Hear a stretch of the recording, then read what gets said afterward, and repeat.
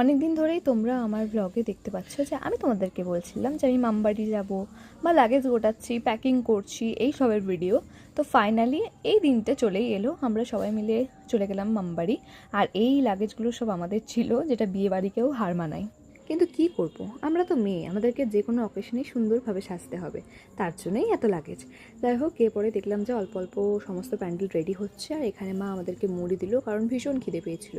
তারপর চটপট করে আমরা সবাই রেডি হয়ে গেলাম, কারণ কিনা যেদিন আমরা গেছিলাম সেদিন ছিল বাবুল আর আইবুড়ো ভাত।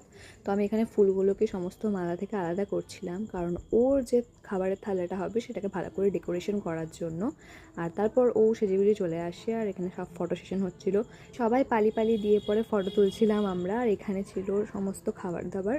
এরপর মামাই খুব ভালো করে ওর থালাটাকে সাজিয়ে দিল ডেকোরেশন, আর এখানে সমস্ত রান্না মামি আর মামাই মিলে বানিয়েছে। তারপর ও খেতে বসে গেছিলো, আর ওর খাওয়া শেষ হতে না হতে আমরাও খেতে বসেছিলাম। এমনিতে অনেক কিছু ছিল, কিন্তু আমি এখানে পটল, চিংড়ি, রুই মাছ আর পাবদা মাছে খেয়েছিলাম, তাই তোমাদের সাথে এই কথাই শেয়ার করলাম। আজকের জন্য এইটুকুই, দেখা হচ্ছে পরের ব্লগে।